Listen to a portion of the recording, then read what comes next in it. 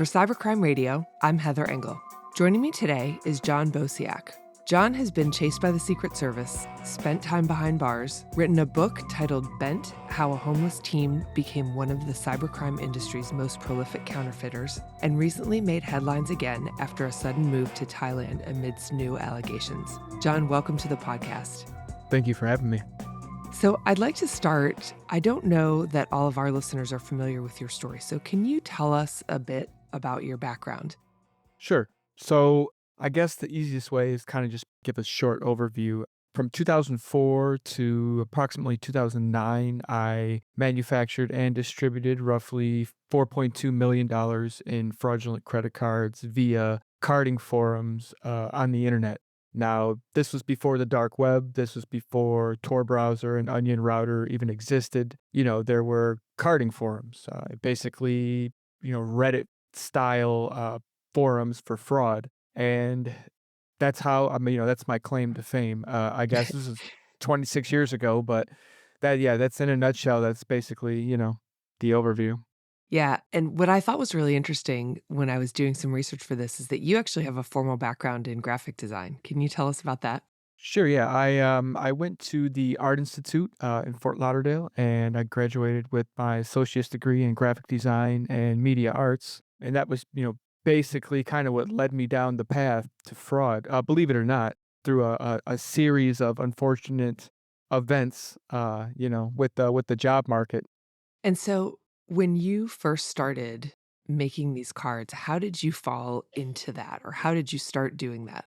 It was a progression, really. I didn't jump right into making the actual cards themselves, in the beginning. I was trying to find a way to supplement my income, because the company I was working for was apparently they were running some kind of money laundering operation that I was completely unaware of. Mhm. They hired me right out of college, from a job fair that we had for our graduating class. Offered me a pretty substantial salary. I think it was somewhere like around $80,000 a year, lead graphic design. And then one day I show up to work and the FBI is there, and the owner's nowhere to be found. And they were interrogating all of the employees and they shut the place down. And that was pretty much that. I couldn't find another job, making the money that I was making there. And I had bills to pay every month. I had a nice condo. I had a brand new car. Mhm. I didn't want to downgrade my lifestyle. So, I just went online and I was just looking for ways to supplement my income. And that's when I found the carding forums. And that led me down just this deep, dark rabbit hole of, fraud. I learned, and honestly, I didn't know what I was going to do at first. I didn't know I was going to try printing money, doing bank fraud. So, there's all these different posts, I was just reading about every one of them. I was learning about counterfeiting. I was learning about, doing bank transfers. I was learning about all these different frauds. And when I came across the credit card fraud and the few tutorials that kind of explained and broke down exactly how it worked, none of it was, very sophisticated. You just Uh-huh. had to you just kind of had to follow this blueprint that they laid out, and they explained how, the numbers are hacked, and they explained how the marketplace worked and where you can buy them and how to use them. So, that's basically how I started. I just started, buying the cards online and then, actually just the virtual numbers and then like ordering stuff online and, using a VPN and like a drop address and all that stuff. And we're talking 2003, 2004. This is way before, everything you kind of that got cracked down on and all of the security protocols were put into place that exist now. This was Yeah. basically the wild, wild west back then. There's nobody was expecting it, and it wasn't being done on the scale that it is today. So I started ordering stuff online, having them sent to addresses, and then reselling that stuff on eBay and Craigslist. I mean, this is pre-Amazon. There was no YouTube, there was no Amazon, there was no iPhone. This was, back in the days of like the BlackBerry and Uh-huh. the HP laptop computers. And then I got into doing that for a while, and then I found a vendor who, was selling something called dumps, which is the numbers that are actually encoded to the physical card themselves. And I started buying those and, buying the actual physical cards. And then I was actually, going into the brick and mortar stores, and purchasing, electronic equipment or whatever, and then reselling that, on Craigslist and eBay and stuff, and then, I was taking risk after risk after risk, and I got chased out of a few stores, and there was, cards weren't working, and, all of the pitfalls that come with, Mhm. that. It was just, one thing after another, and I came to the conclusion one day that, I think the opportunity and the most money to be made was actually making the physical cards themselves and, just selling those on the forums. Because to me, it was the least amount of risk involved. It was completely faceless. I no longer had to put my face on any cameras. Mhm. I could operate from behind a VPN and a public Wi-Fi address, and so yeah, that's kind of what just drove me down this deep well of learning all of the different equipment and experimenting with printing cards and learning the different card stocks and track one, track twos, and yeah, that's And I think it'll be really interesting for a lot of people to hear that, this was how it was back in the day when you had your credit card number compromised. It was actually virtually like that and then turned into a physical card, whereas now I don't know that that's as much the case. Does that still happen today where it gets turned into physical cards? I think that the landscape has completely changed. I mean, I'm sure it's still going Yeah. on because I still see every now and again I see a story. I'll catch a news headline of a ring of kids that get caught using the cars or whatever. So it's still going on, absolutely. But I don't think it's anywhere near the scale it was 26 years ago because a lot of the financial institutions now they just have all of these things in place that just don't allow Mhm. it to really happen like it used to now, But yeah, Yeah. no, it's still going on. And they're so quick to cancel a card too. If you call and report that it's lost and you can't find it for Yes. 5 minutes, it's canceled. Yes, and also, they have all of these algorithms now that they didn't have back then, like all of these, banking algorithms that, they know whether your card is, is if the purchase is, quote unquote "suspicious." Let's Right. say you live in California and your card's being used in Ohio, they automatically shut it off. Like, Yeah. everything is region locked now, so if your That's card happened is to debit me. card. Yeah, it's happened to me as well, When you and it's travel, yeah. yes, yes, you have to call your bank ahead of time and let them know, or else, you'll try to get gas on the road, and then you're stuck somewhere on the phone with, customer service for 3 hours trying to get your card turned back on, but yeah, no, they have all of these algorithms in place now that really kinda nip it all in the bud. So how did you end up getting caught and ultimately spending time in prison? Right, so, geez, what a story.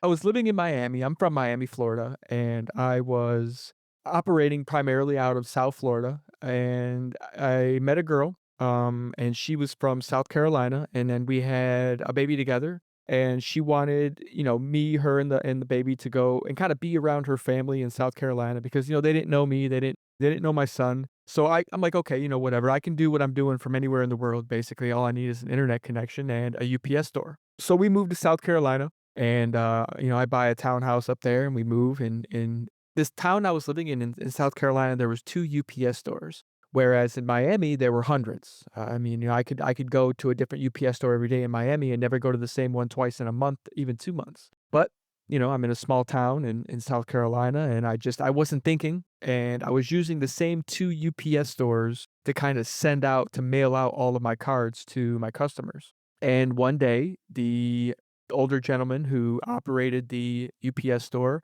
I guess, became suspicious. Apparently, he thought I was sending out drugs, and because, my packages were going all over the world, they were going all over the country, Yeah. and, I mean, I tried to explain to him that, "Listen, I own a small electronics company. I refurbish, broken electronics, and I resell them on eBay," but apparently he wasn't buying it. I was a young kid. I would think I was 20. Geez, how old was I back then? I think I was maybe 25 back then, and, I'm driving a nice car. I mean, it wasn't like a supercar, like a Lamborghini or anything, but, I was driving a nice car. Yeah. Nice enough. Yeah, it was nice enough, and, I just maybe I did look to him like I should be driving a nice car. I don't know what his thought process was, but nevertheless, apparently he thought I was sending drugs out, so he took it upon himself to after I dropped off a package to be sent out, he took it upon himself to cut it open and go inside, and he found, the cards, and He contacted the Postmaster General. The Postmaster General came down, took a look. The Postmaster General then contacted the Secret Service,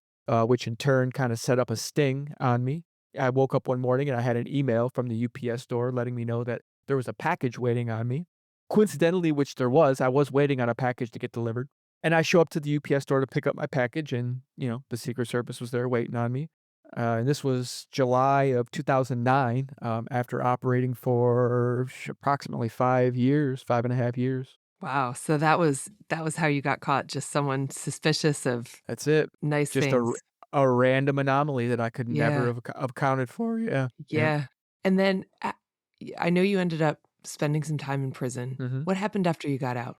So, after I was released from prison, I moved I went to Halfway House in Miami, in the neighborhood that I grew up in, and I knew so I had a really rough go of it after prison.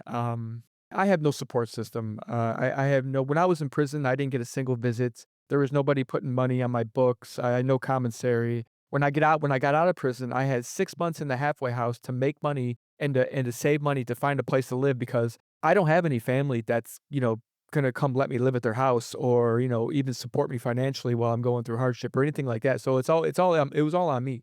And so I went to Halfway House in Miami. I worked at a frozen food warehouse for $9.50 an hour, the overnight shift, 6 PM to 6 AM, and I did that for approximately 6 months. I saved up, I don't know, a little bit of money because the Halfway House takes most of your money. They take, I don't remember what the percentage was, but it was a pretty large percent of your, gross income before taxes. Mhm. See, and I don't think people realize that. I think that most people assume if you're in a halfway house, you're there for free while you get on your feet, but No, it no, no, doesn't no. work They that way. they take like 30 or 40% of your income. It's definitely a racket. It's definitely a money-making racket. So it was like and when I got out of halfway house, I had a little bit of money, but not enough. I mean, I had enough money to maybe get like an efficiency apartment, which literally it was a one bedroom. It was like a one everything was in one room. My kitchen, my living room, everything was in one room. Like I could lean on a bed and grab something out of my refrigerator. It was horrible. Yeah, it was really Wow. bad, and it was in a bad neighborhood in Miami, like, it wasn't, like, a nice building, it was, like, kind of like a Yeah. rundown building in, like, a really bad part of town, and I got another job, it was at, like, a warehouse, they was just, like, a supply warehouse for, like, sign making material, and it was $11 an hour, but it was, like, so far away from my house. I lived by downtown Miami, and I had to wake up at 4 in the morning to get to work by 8 AM. So it was Wow. almost a 4-hour journey to get to work in the morning because I had to wake up before the buses started running, and I had to walk all the way downtown Miami, and I had to catch the first train out of Miami, leaving the station to go all the way to North Miami to this main bus terminal in, like, Hialeah to catch another bus, another 1 hour all the way to my job, and then I had to run that entire route coming back home, so I wasn't getting back home until I'd get off work at, like, 5 PM, and I wouldn't get home till, like, 8 PM. So, like, that's just that in itself is well, listen, when I went to prison, I was a multimillionaire, and now, it's like I'm all the way back on the ground like a cockroach. I'm all the way back down at the beginning. So I got out of halfway house actually on my 30th birthday in February, and I did that all the way until, like, June, and I just had enough. Like, I was at my breaking point. I was either gonna commit suicide or I was gonna go back to prison. Like, there was Mhm. no in between. Like, I had Yeah. no in between, I had just enough money to get to work and to pay my rent and pay my electric bill and pay my phone bill, and I had no money for food. Like, I would buy this big tub of hummus and, like, a giant stack of pita, and that's what I would eat for the whole entire week. Wow. I would eat it when I came home, and then I would take a couple scoops of hummus to work with me and, like, 3 pieces of pita bread, and that's what I would eat literally for an entire week. And I got lucky and I found, this, large stack of hard shell, tacos that the previous occupant had left on top of a cabinet, and oh, no joke. So I got lucky and found those, and I had a bottle of syrup, so I was eating taco shells and, like, syrup, and, like, I had no money, like, there was just, like and I had nobody to ask for help, and I couldn't go and get on any kind of assistance, like, for, like, food stamps or anything because I made $11 an hour, and that was too much money. Mhm. So I had no other option but to break the law again. Yeah, Like, there there's was so many no things that are broken in that system. there was no other option for me but to break the law again. So, I knew a guy, and he knew me from before, and he knew what I was doing from before, and we had a conversation, and he kinda knew my situation. He's like, "Listen, I'll pay for the equipment if you run the equipment, and we'll get this thing back going again." And I was and, I'm thinking like, I'm just in my mind, I'm like, "Okay, I'm just an advisor in this whole situation." Like, I'm not buying the equipment, I'm not selling the cards, I'm not going into the store using the cards. I'm just gonna show the guy how to set it up. I'm gonna show them how to print the cards, and I'm gonna get a certain percentage of whatever money they make on the back end.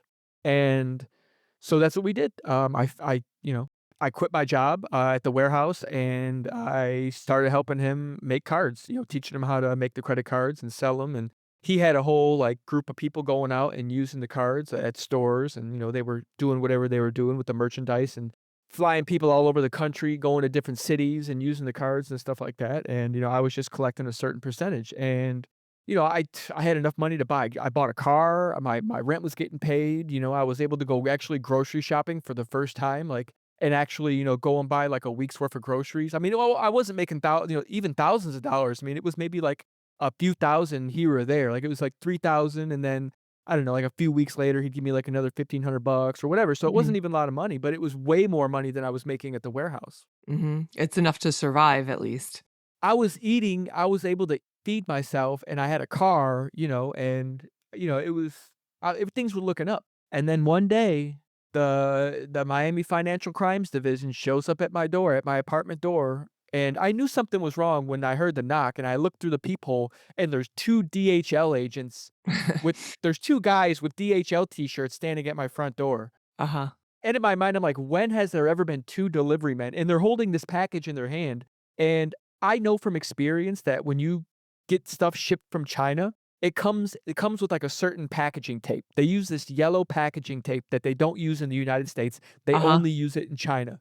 And I knew right then and there what it was. The guy had ordered the holograms that go onto the credit cards. I had a vendor in China, that I knew would print them. And for whatever reason, he mailed them to my address. I told him not to send Mm. anything to my house, and he sent them to my house.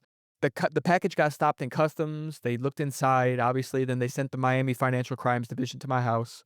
I opened the door, I play stupid, I let them in, I don't have anything in the house, I don't have any printers, I don't have anything in there. They run my name, I'm playing stupid, listen, these guys, I had them. These guys were getting ready to leave, and FedEx shows up with a giant box at my front door, while the 2 detectives from the Miami Financial Crimes Division is there. The box was in the same name that the package was in. So they go outside, they talk to the FedEx guy, the delivery driver, and the delivery driver, I guess, was like, "Yeah, I deliver packages here all the time," and he signs for 'em. So I'm like, "Oh, man," right then and there, I knew I was screwed. So they opened up the box, and there was a $10,000 automatic embossing machine in the box that's used for embossing the raised numbers on the card. Uh-huh. So I knew I was screwed right then and there. Like, they were getting ready to leave, and that it was just, bad luck, poor timing, karma, whatever happened, this decided to happen at that moment to me. And, I was pretty much screwed, and I had to, and they were like, "So listen," they were like, "Listen, we want the lab." We was like, "We don't care, what's going on. We want the lab." And the lab is they want the credit card lab. They want the place where all the equipment is, where all the crime is taking place. And so I was left with the decision. I was left with the decision, either play stupid and go back to jail, because I am on federal probation. I had 3 years of paper. I'm on federal probation, and I could have just been like, "You know what? Lawyer," and I would have been in handcuffs right then and there. They would have took me to jail. Yep. Or I could give him the lab, and I chose to give him the lab. I chose to tell on the people I was working with, because I didn't wanna go back to prison. I don't believe in the whole street code thing, the whole, being a rat or whatever. Like, I don't care about that. Like, I just got out of prison. Like, I just got out of prison. Like, I'm not going back, because I Yeah. knew if I were to go back on this, I'd be in so much trouble. I'd be doing like another 5 or 6 years, and I'm Yeah. not doing it. I told this guy not to send anything to my house. So he put me in that position.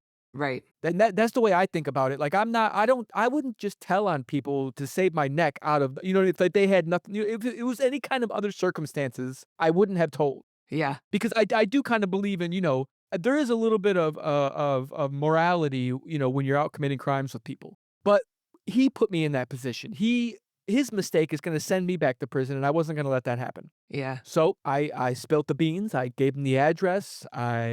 I had to call the guy on the phone while they were standing there. I had to meet the guy in the parking lot. I had to wear a wire. I had to, you know what I mean? Like I had to do this whole thing. It's like a movie. It was crazy. Like they put like this pager. I'm like, what? I'm like, I thought they was gonna put like tape a wire to my chest. No, no, no, no. They gave me a listening device. It was like a pager that I just had to put inside of my pocket.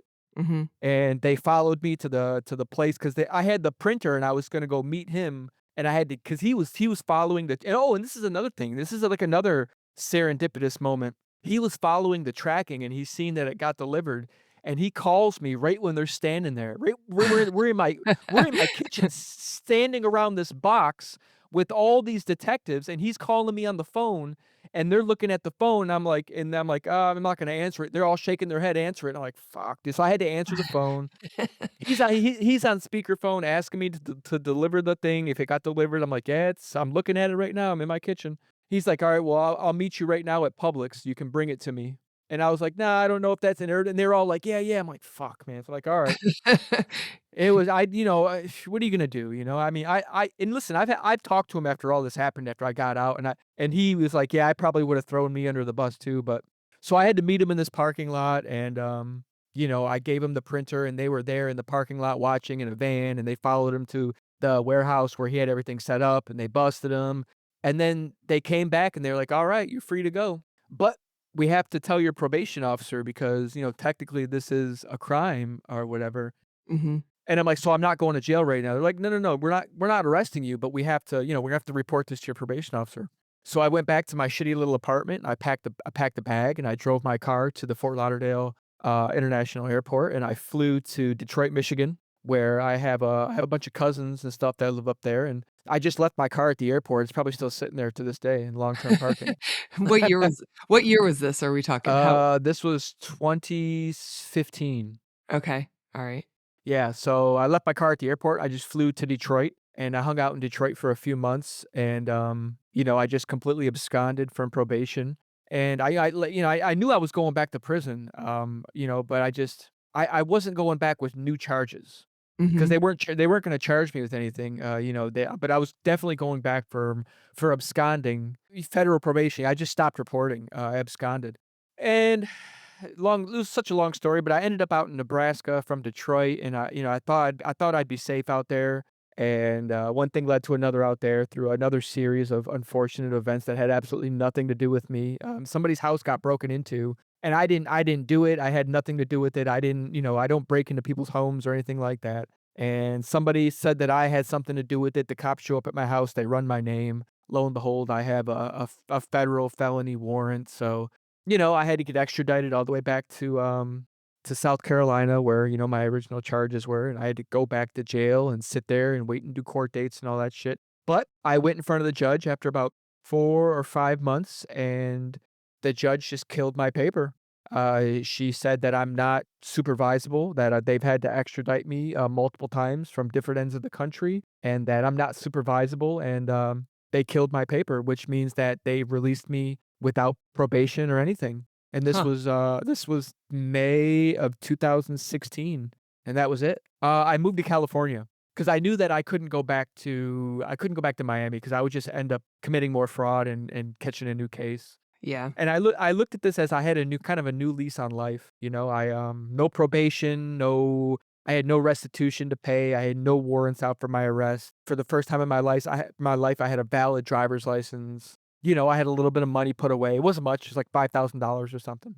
Mhm. But enough to get started. It was enough to get started. So what I did is I just went online and I started applying for jobs, out in California, and this was right when Tesla was kind of first, starting their manufacturing on the Model E, I believe it was, or the Model S, and so I applied, to Tesla, and I got an interview, and that was enough to get me pack all my stuff and put it in my car and drive to California. I didn't even have a guaranteed job, I just had an interview. But to me, that was enough. So I drove out to California and I was just kinda living in hotels, going through the whole interview process with Tesla, and I got hired on the logistics team at Tesla in California, in Livermore, California. Great money. They were starting me like $25 an hour. I know, which sounds like a lot of money, but California is so expensive. It's, not for the adjustment for the cost of living, it's not really that much money. And I was somewhere where nobody knew who I was, and, I didn't have anything kind of following me, and I kind of felt like I had a new lease on life. And at this point, my book that I had written while I was in federal prison, with the help of, Matthew Cox, I wrote the book, and it was just getting published, at this time. Actually, it had just been published, by this time. We self-published, and, so that was kinda that was, I was like, "Okay, well, this is something. Yeah, I don't know what's gonna come of this, but it's something." And after about 6 or 8 months of the book being published, some producer had found the book and wanted to make a documentary, and contacted me. So, I went through about 2 years of that, of, filming and shopping it around to different, streaming platforms, Netflix, Hulu, HBO Plus, Okay. Discovery, all those things. Didn't really Nothing really ever came of it. It's actually right now actually it just got picked up again. Just signed another contract. It's actually being developed now, and there's a screenwriter is writing, a screenplay and everything for it. So it's getting like a second win now after about 10 Yeah. years, but So we may it get to is see it. yeah, it may, be actually, come to fruition now, but no. And then, California was a ride. I was homeless out there. I ended up living in my car, for a while, and, the pandemic hit in 2020, and I at the same time, I hurt my back at Tesla, so I was out on disability. I was collecting disability checks for the state of California from Tesla, and, I was tattooing, at the time. I've always been a tattooer. I know I don't really talk about it much. It's just, it's not really something I talk about, but I've been tattooing since, like, the year 2001, 2002, Mhm. almost full time here and there. So I went back to tattooing. I opened a tattoo shop in, Phoenix, Arizona. I left California during the pandemic because, of the Looney Tune, political system out there. It was just too much for me. And, I moved to Phoenix and opened a tattoo shop, and right about after living in Phoenix for about a year or so, Matt Cox gets out of prison. He got out in 2020 or 2019, right before the pandemic, and then in, like, 2021, he calls me up, and, he's like, "Listen, I know a guy, he runs a podcast, his name's Danny Jones, the Concrete Podcast." He's like, "He wants to have you on," and Matthew was kinda doing the podcast circuit, at that time, and this was, like, 2020. So I fly down to Florida and I do the Concrete Podcast, and it goes viral. It gets like 500,000 views or something like that in like a week or 2. And then, podcasting was kinda just taking off all across the board, because everybody was doing because the economy and the pandemic and everything. So for the next year or 2, I just flew all over the country doing podcasts.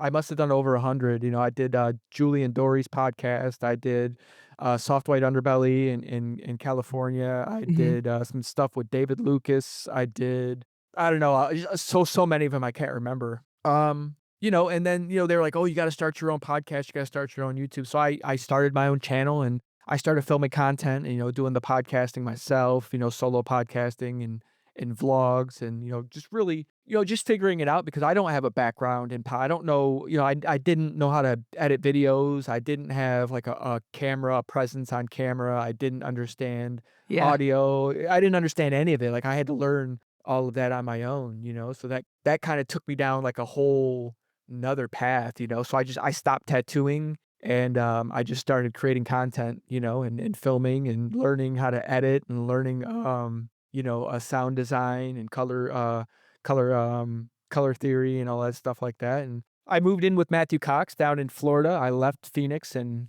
I just gave up tattooing and moved to Florida, and me and Matt, kinda lived together, and I worked on his podcast, and I helped him build his channel and edit for his channel. And while the whole time I'm kind of filming content for myself and, learning content creation and all of those things. And I just came to the point, and now I'm here in Cambodia, which is like So you're talking to us from Thailand. How did yeah, yeah, you yeah. wind up in Thailand, and what's the Um, situation there? I don't know, like, American culture and American society and the cost of living, the political system, the outrageous buffoonery that is America, just started to eat away at me, and I started watching a lot of YouTubers that were over here in Southeast Asia, like, doing vlogging, and this was, like, 2022. And I was like, and listen, I'm not married. My kids are both grown. My daughter's 23, my son's 18 years old. They're both going to school. They got boyfriends and girlfriends. They're doing their own thing. I wasn't really invested in anything. I don't own property. I had a couple of nice cars and I was doing okay financially, for myself, but I didn't really have anything for myself that I could call my own, and the cost of living in America is just absolutely outrageous. It's $1,800 for a one-bedroom apartment. The median price for a starter home in America is like $460,000. The crime is unreal. It's just inflation and taxation, and it's just once I learned about the cost of living here and the how the society operates and the culture and, I wanted to come and see for myself, and I figured I would come over here and I would just start creating content and, making vlogs and, going down that whole path. So I said, "Screw it." I sold everything I owned. I got rid of my cars. I saved up for about 6 or 8 months or something like that and applied for my visa, and I just left. I left America,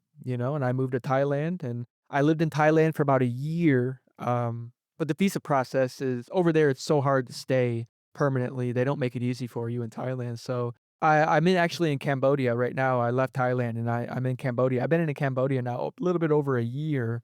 And that's what I do. I edit full time. I have like 4 or 5 clients that I edit for. And yeah, I make a pretty good living. I have everything I've ever wanted. I don't stress about bills or, I don't have to worry about becoming the victim of a violent crime every time I step out of my front door. There's no gang violence here. There's no, I don't have to worry about anybody sneaking in my window in the middle of the night and tying me up and you know what I mean? Like, the society here is completely different. It's a high trust society. They're Buddhist. Everybody here is Buddhist, and I think this was probably the best decision, I ever made was actually leaving America, yeah.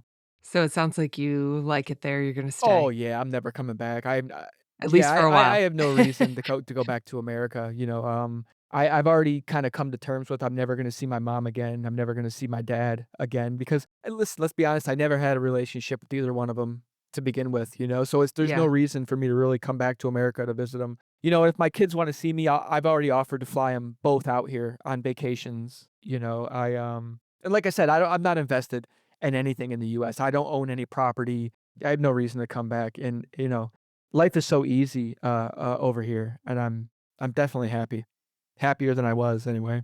Well, yeah, and it sounds like you've finally found a groove where you can get settled and be happy. Yeah, I know we didn't really talk a lot about my childhood, but I just, I had a really rough go of it, kinda growing Yeah. up. I was homeless for many years, on the street. I was kind of abandoned at the age of 13. I grew up in the system.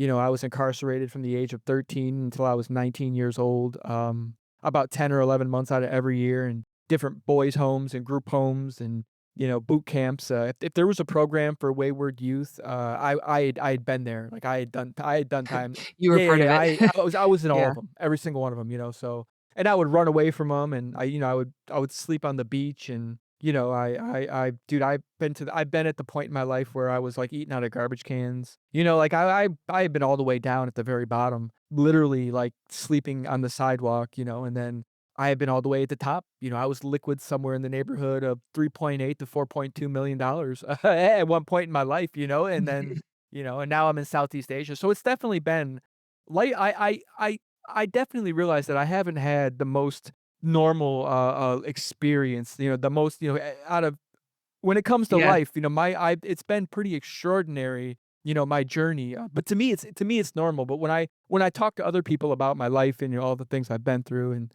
people are kind of just their mouth just opens and they get this wide-eyed look, like, because most people, they grow up and they live in they got mom and dad and they go to the same high school and they got the same friends group and, they don't Uh-huh. understand, like, incarceration and, like, homelessness and, and one thing that I'm extremely happy about is or one thing that I'm like, I've always been thankful of, I don't know happy, but I've been very thankful that whatever that mechanism for addiction is that people have, I don't have that, So I never had like a drug problem. And I that's Yeah. that could exacerbate all of my situations that I was going through in my life if I would have had it, but I never did. I never had a drug problem. So I feel extremely fortunate Yeah. for that because I think my life would have taken a very different turn had I, gotten into drugs or whatever. But I'm just extremely fortunate that I did not. Yeah. Well, it seems like having listened to you tell your story about some of these different situations, it seems like you kept a pretty clear head through all of it, right? Which maybe ultimately brought you to this outcome where you have a little bit of a happy medium right now, and that probably wouldn't have been the case if you had had some kind of an addiction with drugs or alcohol. No, yeah. I have friends that have addiction problems as well as family members, and I've lost a lot of friends to addiction and I had honestly a lot of family members from overdoses and, things like that. So I knew that that was just gonna be a world ender. And I truly believe that it's something inside a person. I think I don't know if it's genetic or whatever it is, but there's markers, in a person's brain who has those kinds of problems, and I'm blessed not to have that kind of physiology to where I have that addictiveness inside of me. Very, very fortunate. John, do you think you'll write another book, part 2 of the story? I most definitely could. Where that book ended and, like, to now, it's so much has happened, like, No. I'm not even the same person as I was. I've lived 2 lives since then, yeah, so I probably definitely could write a whole 'nother book. So maybe the sequel is coming soon. Well, John, thanks so much for talking to us on the podcast. Anything else you'd like to add as we wrap up? No, I think, any chance I kinda get to talk and tell my story and, maybe this can help anybody, make better decisions or at the very least be entertaining, I think that's pretty cool. I have a YouTube channel, it's called, Darknet, where I kind of talk about frauds and scams and that different lifestyle and all that, but I think I'm getting ready to kinda change it over to, more Southeast Asia centered content. I actually had a whole channel dedicated to vlogs, and unfortunately, I was the victim of a phishing email, and they took my YouTube channel, and I haven't been able to get it back. So it's basically 5 years of work gone. Devastating, but it is what it is, and maybe that needed to happen to give me a chance to kind of start over and do it again. But you know, follow me on social media, and Where can people find you besides the channel? What are your handles? so I'm on this whole non-social media journey right now. Like I've just the mindless scrolling and I feel like they're weaponizing social media. I mean, I hate to be conspiratorial and like weird, but I feel like they're kind of weaponizing social media now, like with the algorithms, with like the outrage and the political and just the Yeah. extreme polarity of the left and right and all this stuff. So I've kind of been taking a break from from Instagram. I deactivated my Instagram account and my TikTok, but my main social media right now is just my YouTube channel. It's called Darknet, or if you're gonna put it in the search bar, it's at the real Darknet on YouTube. And I do have an Instagram channel that I think I'll be firing back up again. It's Slum by Nature, SLUMBYNATURE. So yeah, but I've been trying to kind of take a break from the madness that is social media. Probably for the Yeah, best. it's but I don't know, once I mean, obviously, you're on it, everybody's on it, we're all victims of it. Once you stop and you get off of it for a while, it's like an enema for the brain. It's like I was Yeah, born in '85, I grew up during the '90s, and it's almost like living during the '90s again, where everything's kind of analog, and I wake up in the morning and I don't know what's yeah, going on in the world, I don't know where anybody is, or I have no idea, until I get on the computer and look, but yeah. yeah. It's kind of refreshing though, I think, to do Yeah, it that way. Take those yeah, it breaks. is. Like I said, it's like an enema for the brain. Absolutely. All right. Well, John, thanks so much. We appreciate you coming on the show. No problem. For Cybercrime Radio, I'm Heather Engel. For more of our media, visit our website at cybersecurityventures.com.